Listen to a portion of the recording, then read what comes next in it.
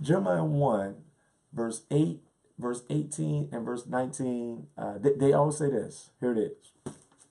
Do not be afraid of them, for I am with you and will rescue you, declares the Lord. Verse 18. Today I have made you a fortified city, an iron pillar, and a bronze wall to stand against the whole land, against the kings of Judah, the officials, its priests, and the people of the land. Verse 19, they will fight against you, but will not overcome you. For I am with you. I will rescue you, declares the Lord. Here it is. Here's what we're looking at. God has taken this guy, Jeremiah. He's about 17 years old. And he's told him, right, I want you to draw a real big circle because there are a whole lot of people I want you to affect. And because your circle is so large, the people that you're going to impact, the people you're going to speak to, what I also want you to know is that I've chosen you. Have this new perspective. And with the new perspective, I want you to go out. And when you get out there, start talking, start speaking, but only speak based on what you see. That's kind of a review. And then he does this. He says, and when it happens, you're going to have opposition. There's going to be a whole lot of people. They're going to be kings. They're going to be priests. They're going to be people. They're going to be government officials that are against what you are trying to do. Don't be afraid. Do it anyway. And I'll be honest, I wanted to kind of start off our Devo by saying, listen, there's some things you're going to have to do afraid. Matter of fact, I teach that. I tell people that all the time. I encourage young men. I encourage those who are in ministry. Look, there are going to be some things you are afraid of. There are going to be some things you are scared of. Do it afraid. That's what I wanted to say. But I couldn't say that today because Jeremiah has this different phrase. Jeremiah is actually told to not be afraid. And I started wrestling with that because I'm like, no, sometimes we're afraid. We are scared, right? We are fearful. A matter of fact, a lot of what's happening right now is terrorism. I saw an inbox today on Facebook with somebody saying that people are poisoning water and that you had to turn the water upside down before. I don't know if it's real or not. Here's what I know, that what it does is it presents a level of terror, right? It creates some fear. And Jeremiah, different from what I would have told you, right? Because I would say don't. I would say do it afraid. Jeremiah says no, don't even be afraid. And I had to wrestle with that to try to figure out, what does that mean? Why would he say that? Why would God tell him not to be afraid when he know he's going to have kings against him, people in high places, priests that are against him, people who are supposed to be connected to God, government officials, people who actually make the laws, or the whole land, right? According to Jeremiah 8:18, people who could be peers and friends and family against him trying to do a good thing. How and why shouldn't he be afraid? And then as I kept looking and studying and listening, looking and studying and listening, looking and studying and listening, I heard a voice say, remember, fear paralyzes you. So on the one hand, I want to tell you, do it afraid. But if you do it afraid, it's going to somehow tamper with how you do it. It's going to tamper with how you move. Doing it afraid may cause you to do it too slow, or you'll do it too fast. Doing it afraid will cause you to focus on what you are afraid of instead of focusing on the actual mission that you have been given. T.D. Jakes just said a couple days ago, and I don't remember the name of the sermon, but I kind of listen to a lot of different preaching to stay equipped and filled myself. And T.D. Jakes said something I thought was very powerful. He said that whenever you have been given a mission, you also have been given admission, right? That when you are given a mission, you are given admission, right? You are given access. And because God has given you a passion, because God has placed some purpose, some destiny, something to do, some goal for you to accomplish, you have to understand that He's also going to open up doors for you. He's going to give you the proper access. He's going to give you the right channels. He's going to bring the right people. So if you were to do this thing while you are afraid, you will be focusing on the things you don't have and the people who are against you and those who may not be with you, instead of being focused on all of the resources you have that are for you, all of the people that are pro you, all of the things that are working on your behalf. So let me tell you the same thing today. If you're going to fire up that flame, if you're going to stoke the embers, you're going to have to face the fire. Here's the application. It sounds almost crazy to say, but you can't have fire without some heat. You can't have a flame without the potential of being burned. And the one thing we've been talking about in this series is rekindling your fire. Here's what I'm saying now. There's no way you can rekindle fire without also having to face the heat. Right? There's no way you can rekindle a fire without also knowing that there are some moments in relationships with people that you love, like, looked up to, where they can burn you. You can't have the fire and then yourself stay away from the flame and the burning. No, no, no, no, no. No, it's part of the process. And before you give up, before you quit, or before you decide just to ignore this whole series on stoking the embers and rekindling the flame, because the last time, right, you tried to stoke the embers and rekindle the flame, you got burned. Let me tell you, look, there is potential for you to get burned. There is potential for it to get hot. There's potential for you to start sweating. There's potential for some things in life to be fully consumed because you ignite this fire. But here's the good news. Jeremiah 8 and Jeremiah 1 and 8, Jeremiah 1:19. I am with you, says the Lord. He says, I'm going to be right there. And here's what I know, that even if it gets hot, if he's there, he can make sure that the effects of heat don't hurt you.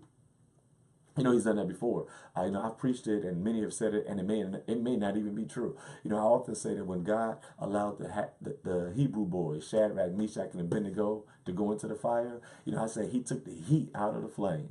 And, I thought about it this morning. As many times as I've said that, that might not be right.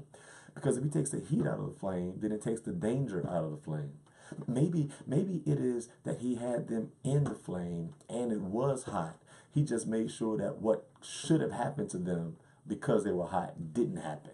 That he protects you from the danger. That's what this says. It says, I will be with you. And here's what he says, I will rescue you. He doesn't say that I'll minimize the pain. He doesn't say that I'll minimize the heat. He doesn't say that I'll minimize the flame. He doesn't say I'm going to make it cold even though you're in fire. It's not fire if it's cold. It's got to be hot.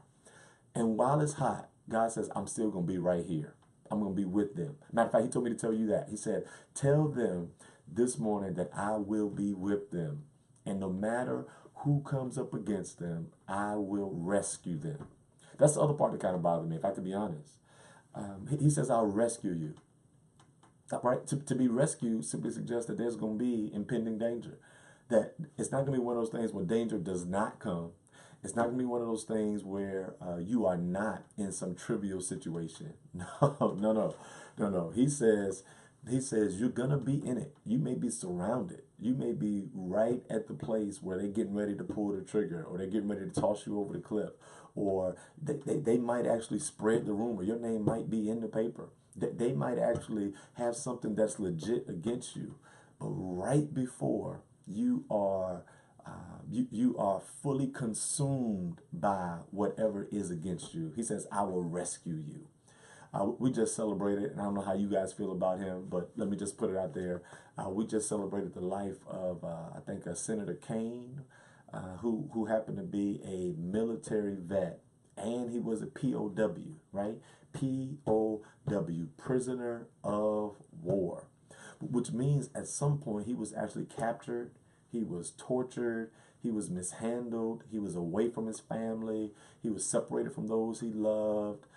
He endured extenuating circumstances because he was captured, but then he was rescued.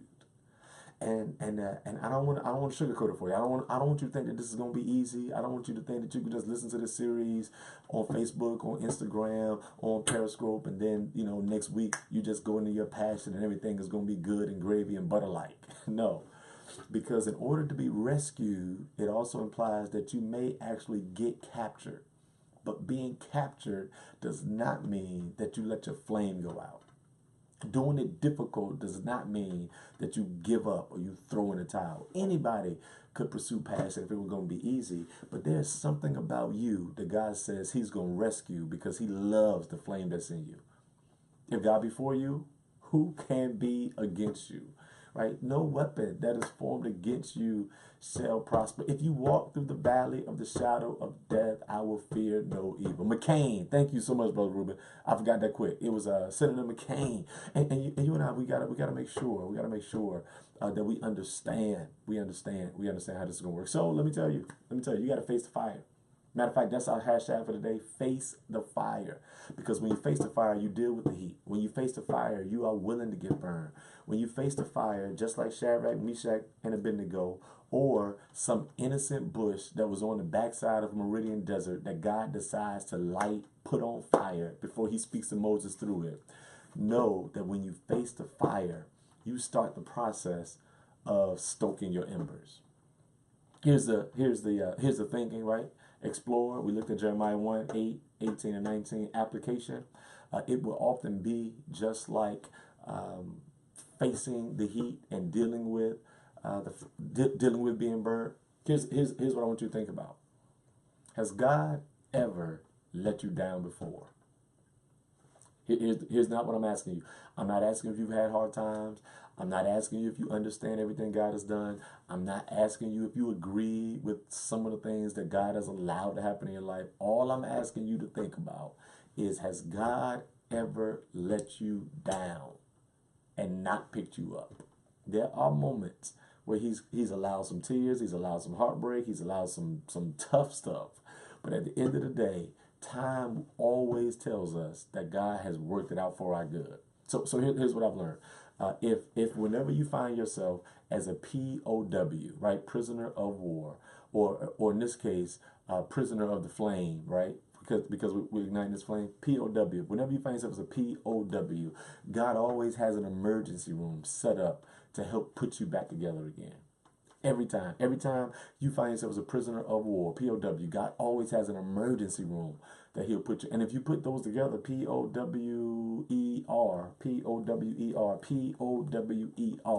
you will understand that when you face a flame, at the end of it, you will have power. The emergency room for every prisoner of war shows that you were made stronger as a result of what you're going to go through. And I want you to think about today the fact that God has never let you down.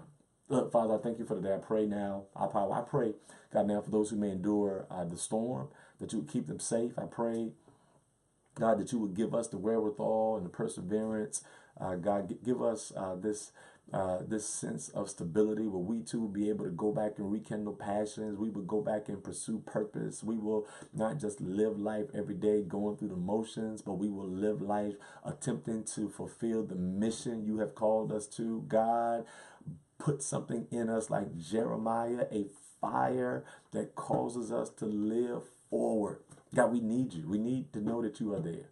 We need to know that when the trouble is around, you will rescue us. That when those we love may be against us, that God, you won't leave us. So today, God, help us face our fire. Deal with the obstacles that will come, handle the challenges that will appear, overcome, God, any disdain that we may feel, any anxiety, any mood change that causes us to want to stop going forward. Cease it now in Jesus' name. God, that's my prayer. We ask it in Jesus' name. Amen.